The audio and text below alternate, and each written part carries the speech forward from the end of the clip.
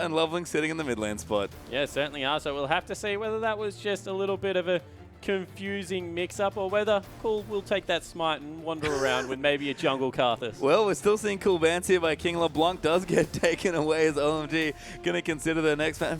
They've clearly started. Their analysts are talking to them, so whatever they're doing, they've done it intentionally, you have to think. They are sitting in the right spots. They're just true. in the wrong spots in the champion Maybe slate. they're just sitting in the wrong spots there, which is very naughty. That will confuse us, of course, but still fine here as you see the Cho'Gath ban away from Assassin. Very smart stuff has been, along with Wayless, one of the best-looking AP mid Cho'Gath players. Yeah, and the thing about that ban is that it's just way too much kill potential at level 6, and mid is a very volatile lane at the moment. So if you're able to get that first kill with Cho'Gath, you really do get out of control, and he becomes way too big in the late game to deal with, both physically and metaphorically. Yes, absolutely. I mean, Cho just so good at helping. I think when you transition, you're so good at protecting your AD carry as well. So there's a good mix to like. It makes sense why it's popular in China. Ari, the last ban there for King away from Cool again, makes sense again.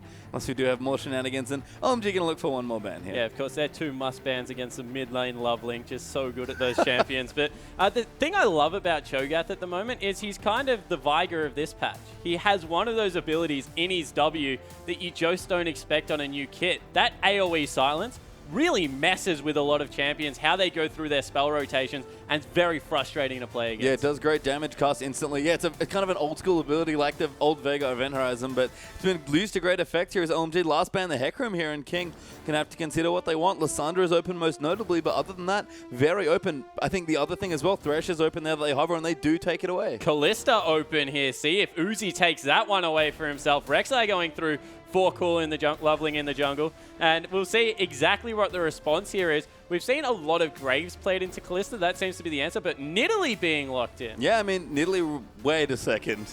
I was about to say Nidalee, Rek'Sai, probably the two best junglers on this patch. Wouldn't be surprised to see them take one of them away. They have both of them now. Yeah, exactly right. So, and this is the thing. I have a theory on top lane Rek'Sai that it's not as bad as people make out, but mid Nidalee has also been seeing a little bit of play. So see if that is the case. Yeah, so Assassin quickly flash a Yasuo. That's actually not a bad counter against Nidalee. It's not as good as it used to be, but it's still quite good. I think Nunu's already been locked in, so King, Lulu as well. Jeez, that smells one thing here. Juggermore, anyone? Yeah, it seems to definitely be a possibility coming through. And Wuxian, of course, wouldn't be surprised if... I want to see the Juggermore played with the Kalista, because Kalista, of course, does very well with on-hit, has a lot of damage that can come through, and is a very good solo carry, and Wuxian plays it well. So I think even if the Kog'Maw is picked away here, they have another bow, like another ace there. I think that Juggermore, very good with Kog'Maw, don't get me wrong, the hardest scaling carry in the game, probably behind Twitch, because Twitch's AoE is just so good. But I think it is playable with other carries. Yeah, I think so too, and I would have actually expected a Kalista pickup here by OMG, but they're mixing it up quite a bit here. Victor actually going to come in. I think that might be... You know, I'm not going to talk about it right now because we have a lot of champions in interesting spots, but Sivir there for Uzi. This is a very specific comp by OMG. Yeah, it certainly is, and it's a very confusing comp because so far they're extremely squishy, extremely short range against what is going to be a hyper carry AD in Jinx.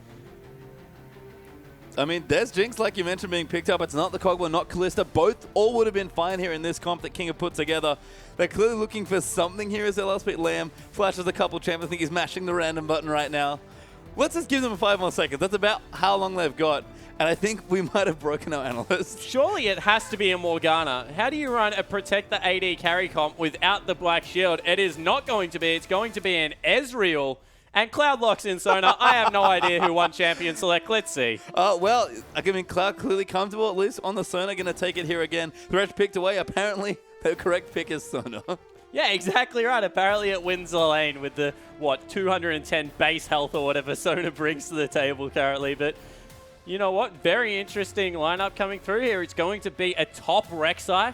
So my suspicions are correct that it is a strong pick, and I really want to see what OMG can do with a very fun lineup. Yeah, just to quickly note as well, Cool and Loveling were just in the wrong places in the lobby. So that'll be fun for us. But we do, of course, have Loveling in the jungle in Nidalee, and Cool will be taking Victor. Yeah, and I definitely think Nidalee is a really strong jungler. But there we see Rek'Sai in the top lane going to pick that one up. And I like the whole, I like picking those champions away on the red side, but I guess the problem is, where do they actually go? I think you guys discussed it in the last series that theoretically this could work, and OMG are going to try it here. There's Loveling, of course, up against the Nunu this time. Haven't seen this too much from MLXG, but Nunu this week especially seems to be very popular. Yeah, it certainly is, and I think he's only going to get stronger as we go through patches. We've seen the double AD run into the Victor. Don't think it is in the double AD's favor. Cool going to have a good time in that matchup. I think I like the Ezreal pick, but you're right, it's a bit awkward just as far as matchups go. We look through, of course, Jinx versus Sivir, a really interesting matchup. That's actually not good for Uzi and Cloud.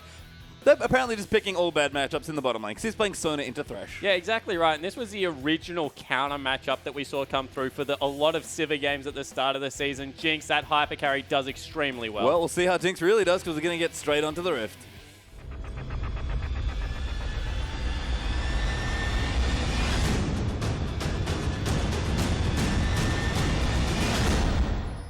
And welcome back, ladies and gentlemen. I think we're in the LPL here as King take on OMG, but we've entered Bizarro LPL today here. Cool and Lovely are in the wrong spot, so playing the right roles. Cloud's picking Sona. People are playing double AD in their Juggernaut comps. Spawn, not too sure what's going on, but we're about to find out. Yeah, exactly right. And we saw an opportunity for the Juggernaut to come through, and then they ran 2 AD carries. So maybe just not trusting Lucian to get ahead. A second option for all these augmented, I guess, supports to focus. I mean, just looking at King's lineup here, actually, they have a really fast push-centric double AD comp. So there's actually a lot going on here. It's obviously not to protect the hyper carry. It's a bit more of let's get ahead and start snowballing and really pushing down turrets. Yeah, I definitely agree with you. And I think that the fast push is what you call out here. Jinx, extremely long range, has the minigun as well to tear through turrets. And, of course, when you bring so many ranged, I guess, people into a team fight, into a composition with a Nunu who can buff any of them, it really is good news to be able to push down those structures. Yeah, good stuff there as well. And I mean, Ezreal Essence Flux helping out, Nunu Blood Boil, Lulu for disengage. You can definitely see what King's comp does here. Even Thresh actually is pretty good in any sort of siege situation.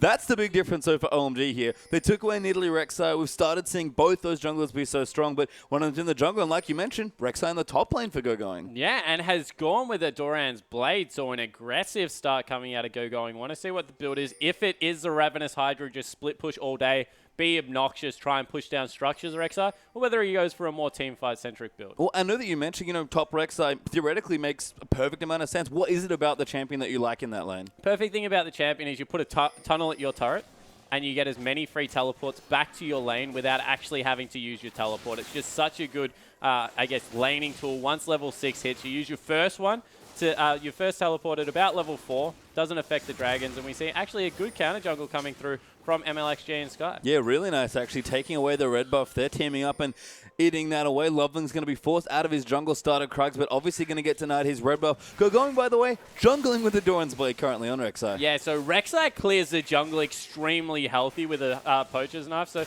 not Hunter's Machete, so not really worried about jungling there. Is Go Going. The one thing about that invade is it won't set leveling too far behind because his duo is on the bottom side of the map. We'll just be able to rotate in there. And Patient time, we're seeing so many fast pushes at the moment in the LPL. Once again, neither team electing to freeze. They're really going for this push. They're stacking the top wave, so they'll have 2 waves hit at the same time and bringing up the Lulu and the Nunu. No, they're actually going back into the jungle, so maybe not fast pushing as much as Uzi and Cloud, who have chunked out that turret already. Yeah, for anyone who remembers the old 3-man, 3-minute tower dives, it's sort of an extension of this, where everyone's just like, you know what, don't really like getting tower dive, I'm just going to leave the lane instead. But the fast push element of the comp still works. Yeah, exactly right. And we see there is a ward at the red buff, so they will know the timing for that, Will King, and they're flying through this jungle pretty quickly. First Dragon will go over to OMG, as well as probably first turret, because Wushin's only really started on that one, and it's nearly still at full health in the top lane. So you have to say OMG playing this fast push style a little bit better than King. Yeah, for sure. I mean, with all those swaps happening as well, although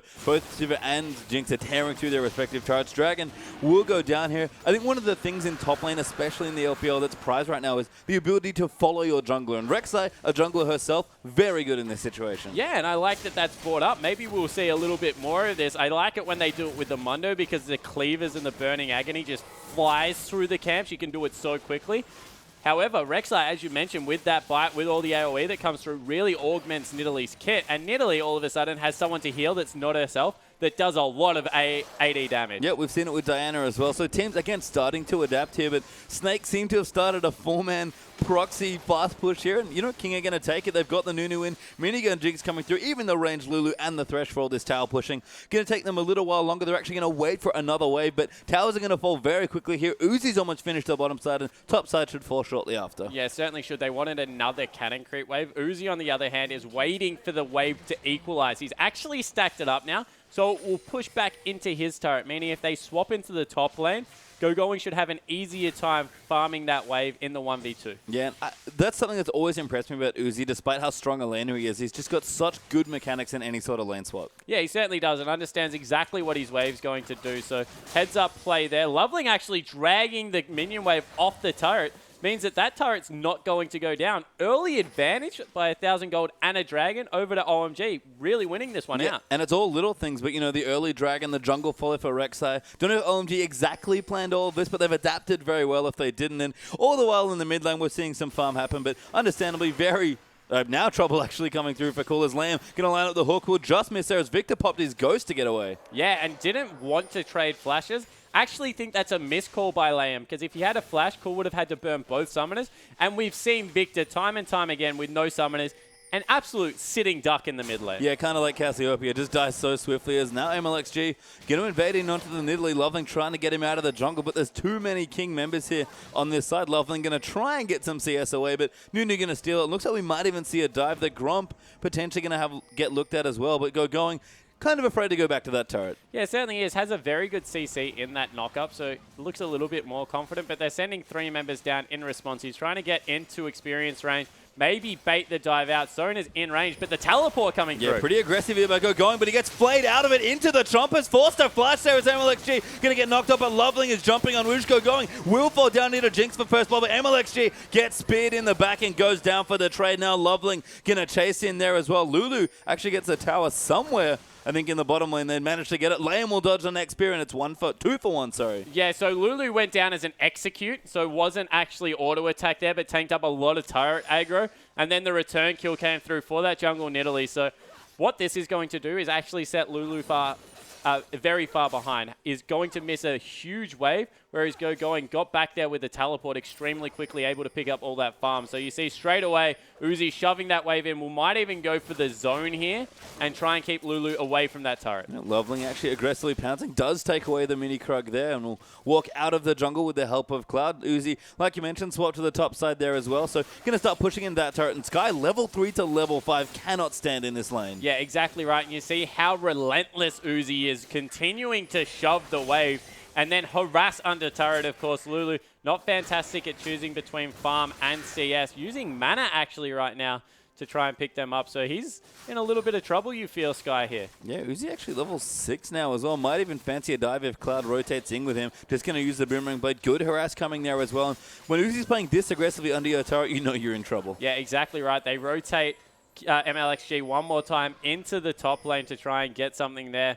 Trying to also pick up the Scuttle Crab in the river to maybe get some more vision of a potential dive that will come through from Loveling, but he wants none of it, just farming his jungle. Yeah, and really should be farming here as well. Wants to get those items going. That's probably the weirdest thing about Jungle Nidalee is you actually do have fairly high item thresholds. Yeah, exactly right, and you have to stack up that tier relatively early. We've seen kind of 2 trains of thoughts behind this. The North American one where you grab the roller and you're even further behind, but very strong late game, or the tier that comes through. And once again, Uzi equalizes the wave before taking down a turret, and now it will push back in his direction. Yeah, really clever stuff, and you can see that translates to a nice CS lead here as well for Uzi, 68 to 54, and that would be abnormal, I think, in this matchup in a lot of cases, but they've dodged the lane this entire time. Yeah, exactly right, and you know the ability to tower dive really set Jinx a little bit far behind because it went so wrong.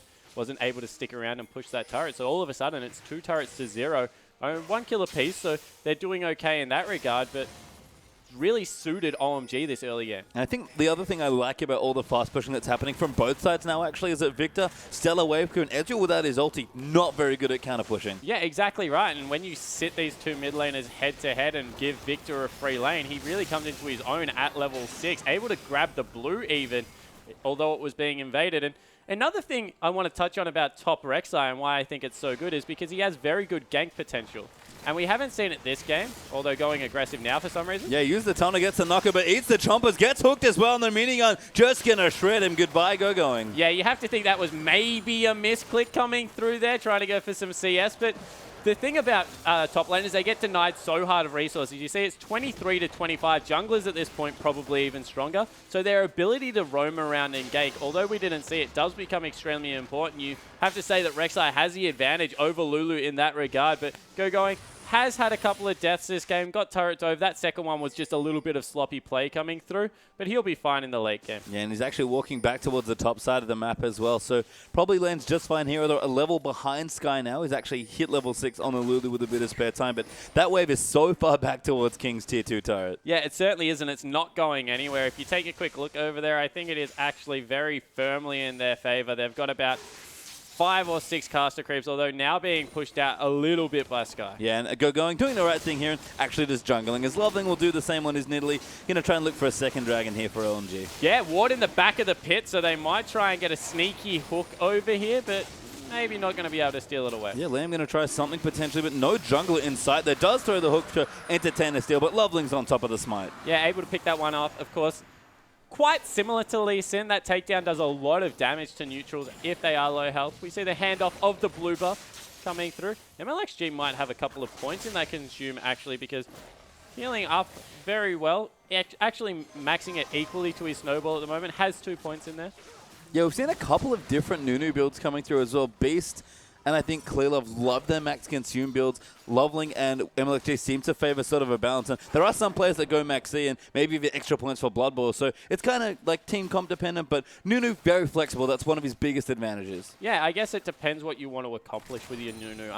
One of the better strategies we've seen with Nunus is actually get 3 points in the Blood Boil before level 5, walk into an AD's lane and just push the turret with the Blood Boil because it's so strong. And then because he has the snowball, it's impossible to dive on top of him because he kind of laughs at you and walks away. So we've seen... Yeah, I completely agree that there's no right way to play Nunu. It's completely dependent on what you are hoping to accomplish in the early game. So a bit of balanced stats there coming through early on. Actually, the Juggernaut done quite quickly there for MLXG as well. So very tanky on this Nunu and probably a Sightstone coming through. And Nunu's massive base stats mean that he's a very effective early game tank. Yeah, and this is the thing. Nunu with Juggernaut and Sightstone is impossible to kill nearly. He's just so annoying and he runs around really quickly and does a lot of work in these early team fights. You have to say with a Sivir, such a short range AD carry, if he's able to get any form of a flank and sit on top of the Sivir with that absolute zero, not going to go anywhere terrifically fast. No, and maybe the scary thing to think is everyone's maybe prepping their Nunu for 5.5 when it changes over, because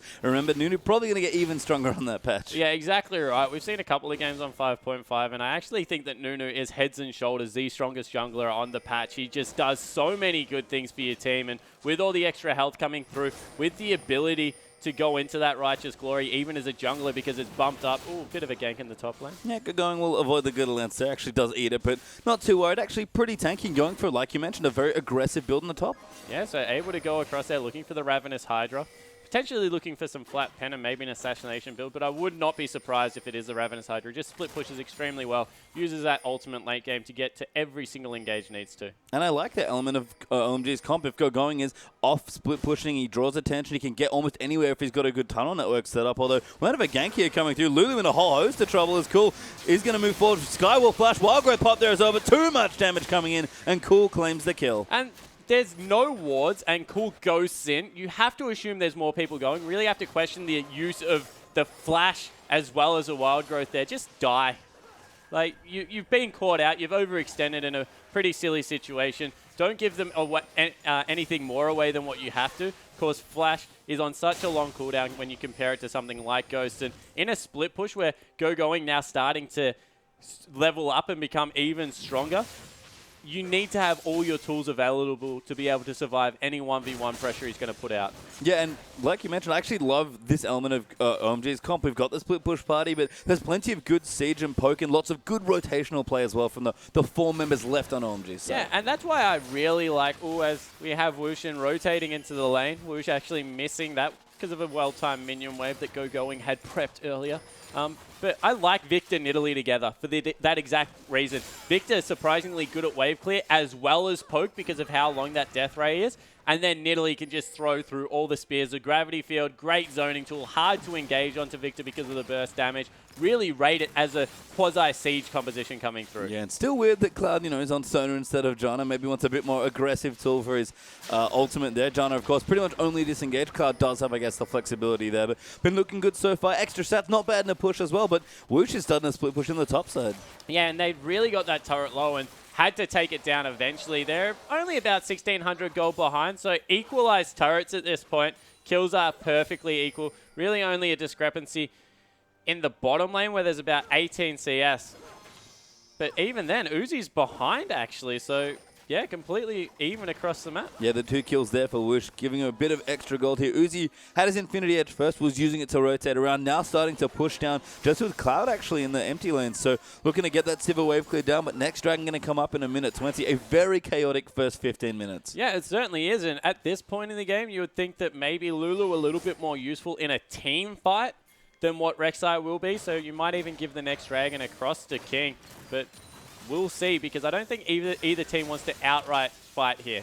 On the side of OMG, they want to split push, cause some pressure, poke around with their Nidalee, who just got caught. Yeah, Loveling does need a hook there now, but oh my god, cool. Just unleashes the death ray on the Chaos Storm, and that's a dead support. Yeah, it certainly is. And is that a fully upgraded already? Just all the evolutions coming through. Yep, Cool knows what he likes. He likes Glorious Evolution here as Cool. Level 11 with the blue buff as well, just ripping through Paul Layham, who's pretty squishy on the Thresh at this point, despite the Ruby Crystal and the shield there in his inventory. And that might actually give OMG the next Dragon going, even doing some counter jungling now. Yeah, of course, Rek'Sai, jungler in his own right, flying through it. And wow, that damage. Assassin just took a death ray and is at 3/4 health. Yeah, Cool doing a lot of work right now. Blue buff going to go over to, I think Lovely might have got it, or Cool might have gotten a refresh there. Nope, never mind. Rek'Sai actually has it. So nice work there from going, continuing to deny resources. Yeah, so able to pick that one off. Unfortunately, Loveling won't have that for any poke, but 10 seconds on the Dragon. Looks like they've secured this one. Teleport as well as Rek'Sai Ultimate both available. So even though going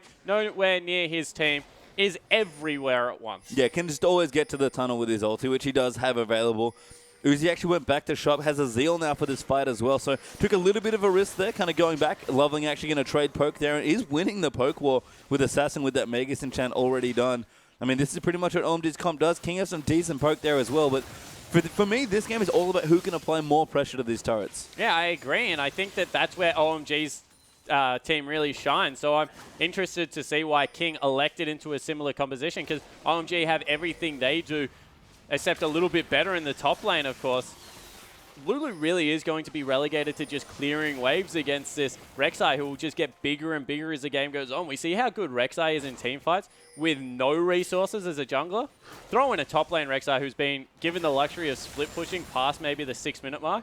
It's going to be very scary. Yeah, and OMG are bouncing back and forth between their mid lane and the Dragon. King are trying to pressure them off the Dragon by taking the turret, but OMG are just popping back in, and that Victor perfect hex core wave clear is just silly. Yeah, it's very good at this point in the game, and you see King looking to challenge this one, going extremely low. They might go in. Dragon going in, MLXG will steal the way, but Loveling wants a kill out of it. Crescendo coming there, a great flank from Cloud, and Cool gets the first kill onto Lulu. MLXG pops the ulti and gets very low, but now they're going to chase in the Chaos Storm. Still moving through, Flash double knock up there, but he does die in the process. Wooch, though, going to get zapped down by Victor as Cool gets a double kill. Assassin going to go in there, make it a triple for Victor, and all in all, a 4-for-1 for OMG. And you have to compliment Cool on his positioning there. Didn't walk towards the gap where he would have taken so much upfront damage. Instead, fights over the ridge, and Cool's terrain control has always been fantastic, but just showing it to the absolute T in that team fight. And I have to credit Cloud there as well for a very strong supporting performance. Flash, ulted, and flanked as a Sona. You can't do that sort of stuff as John. And you can see why Cloud favors, again, more aggressive style supports. Yeah, exactly. And 0-0 and 6, having a very good performance is Cloud. We said he's been a little bit hit and miss. Looks like this is going to be one of the games where he's hitting very hard. Yeah, just, maybe stop playing the Janna. Sona, obviously the answer here is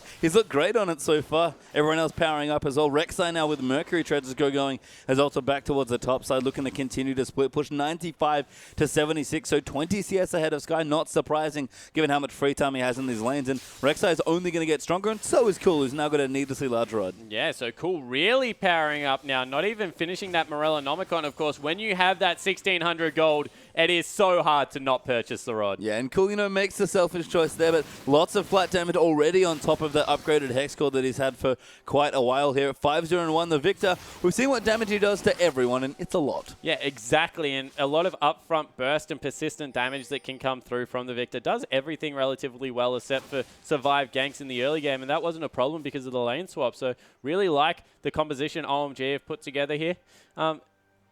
Going's gone full jungle mode. Looks like he's going to pick up an Aegis maybe even in the top lane.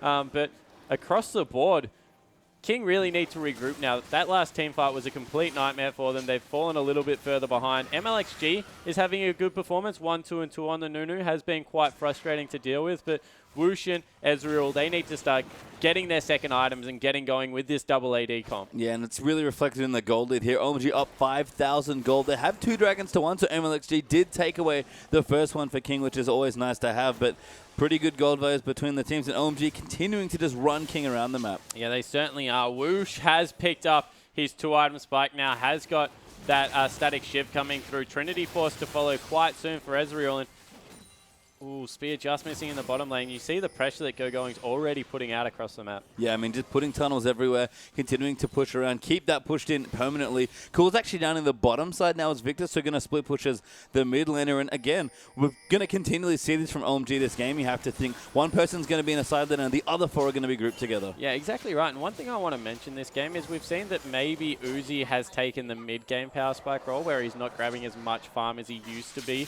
And GoGoing was getting some of it. This time they've completely swapped it around. GoGoing is a person that maybe is backing away from lanes and letting Cool take all that solo experience. And Uzi is doing terrifically 40, 50 CS nearly above his direct lane opponent. So OMG showing some flexibility maybe at this point in the season that, hey, we don't need GoGoing to be that carry. He can play a backseat role and really utilize him more as a, I guess, annoyance across the map than anything else. And that was the big question for OMG, even before the season started, is, you know, how are you going to get gold? Because you have so many carries, and they showed at least early in the season they could realistically farm everyone up, but that's very snowball reliant. It was very difficult to pull off, had a high margin for error, because pretty much you messed up once and your strategy fell to pieces. OMG have certainly adapted a lot more, and this game in particular looked completely in control. Yeah, so I'm impressed by what OMG is bringing to the table so far. They seem to understand exactly what their composition's win condition is.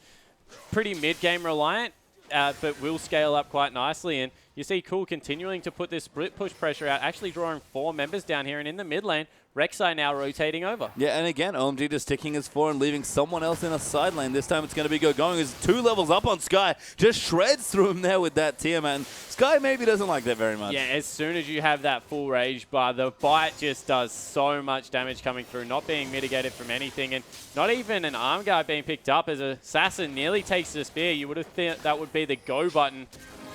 Oh man, there's the go button. Flash ulti there. Lamb is going to get destroyed by the Chaos Stormers. MLXG going to get jumped on as well. Cloud tanking turret very nicely. It's Cool. Chasing down someone, just missing the death over. Finds the Q and gets him in the back with the Ghost running. Now Rek'Sai taking out the turret in the mid. Cool will join him to take it out himself. And Cloud so decisive with those ultimates. That was a play out of Cloud. 3-man flash crescendo coming through. Secures his team a couple of kills, but more importantly, 2 Tier 2 turrets at this point in the game, only 23 minutes in, and they're in on the base now. Whoosh getting chunked out. OMG really clicking. Yeah, and GoGoing, tanking up a bit of tower aggro. Death Ray coming through for a bit of extra poke, and OMG probably going to have to back off now. Everyone else is back.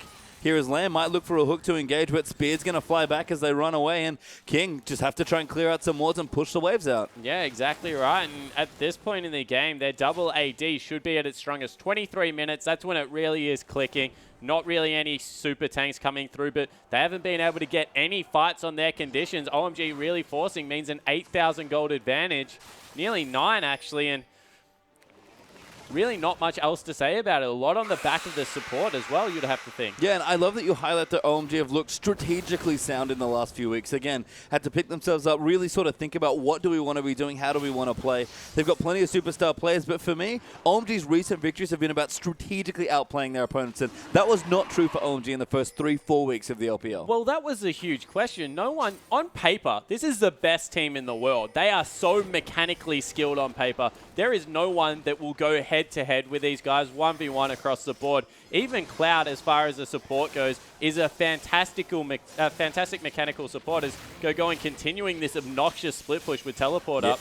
MLXG going to pop his ulti. Scuttercrab actually going to get hunted. Lamb taking way too much damage, and now they dive in. Cool going to chase him down with a Chaos Storm. Lovely nails him with a spear as GoGoing has ported back down. Gets a knock up there, and Ezreal going to go down. Sky getting chunked as well. Loveling so low on health, and Whoosh actually flashes forward aggressively, but it's going to cost him his life. Loveling another spear for the double. Sky going to make it 3 as the takedown moves in for the triple. That's the ace coming through, and once again, OMG recognizing they have the split push advantage. No one can push GoGoing off now that he's got that Spirit Visage coming through, and overall, King tried to force.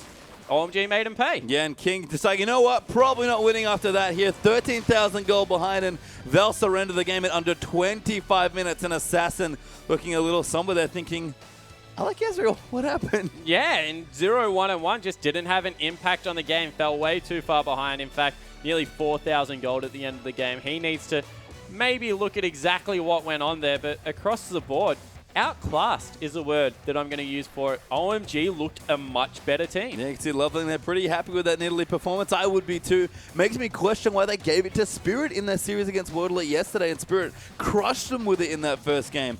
OMG, sometimes they do weird stuff and they lose games that it seems that they have no right losing. But when they win, man, do they look good recently. And this is the thing that people need to start looking at. OMG aren't showing the same weaknesses that they were at the beginning of the season. Coming into the business end, they really are performing brilliantly. That's another thing. Going, completely different champ. Didn't look like he had any troubles. No, and I think that's the really scary thing is that OMG clearly tinkered some things around, trying to figure out, what's our best composition as far as rosters go. We have a big roster. Who do we want to bring on? Is Sun the answer? Can Uzi play, a bit more Sun-esque? And he has been. OMG have been changing a lot of things, even if their rosters stay quite solid since the last few series of changes they've made. And that's the scary thing, because a team that's this flexible coming into playoffs is just terrifying to have to play against. Exactly right, and they had multiple win conditions coming into that. Good team fight composition, fantastic split push, a lot of CC, high damage. It was just across the board a very good performance. Yeah, Uzi kind of chilling out at the end. I think he was browsing like Weibo or something. He was hanging out. Very easy game for him. We'll see if OMG can replicate their success. Second game between OMG and King is